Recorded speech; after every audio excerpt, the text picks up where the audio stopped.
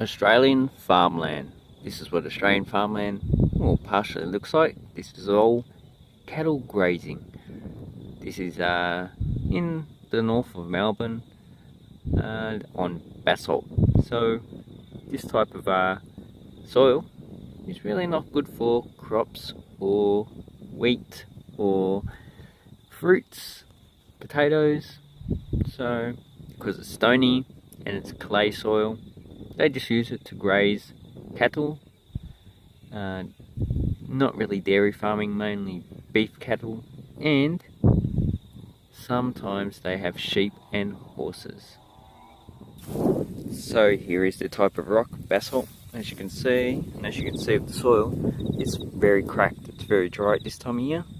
This has cow pats everywhere, and well, this is just used for grazing. Let's go and see if we can find some cattle.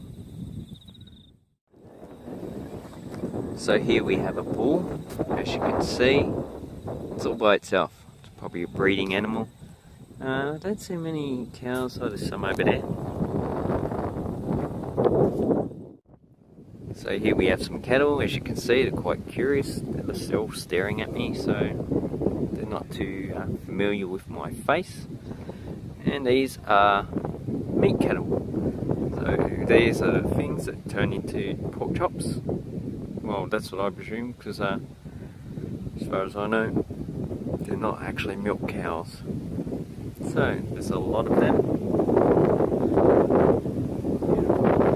If you don't know anything about Australia, Australia is a major producer of food for the world. We produce a lot of wheat, a lot of dairy products, a lot of animal products, and we export it to other countries. So we are pretty self-sufficient in our own foods. We can produce everything that we need here. Some countries cannot, like Qatar or Qatar, whichever way you want to say it. And, oh sorry, I've got a bit off. And they're just walking off, they're not really too. Those are the agricultural products in my area of Melbourne, North Melbourne. If you go to Western Melbourne, where the basalt plain is, which is a continuation of this type of soil, you will see the same type of thing. I did see some sheep back there. I should have stopped. Well, maybe not. If you go to Eastern Melbourne, well, that's a different type of soil, usually sandstones and granites. So that will be the area where a lot of fruit is grown. And also, if you go, can you see the mountain range? No, there is a mountain range just up there. I'll show you a bit in a minute. So here is the mountain range, well, you can just see it there. That is King Lake, Mount Disappointment area. Goes all the way around there. Well, you can see it there. And it continues all the way around that way.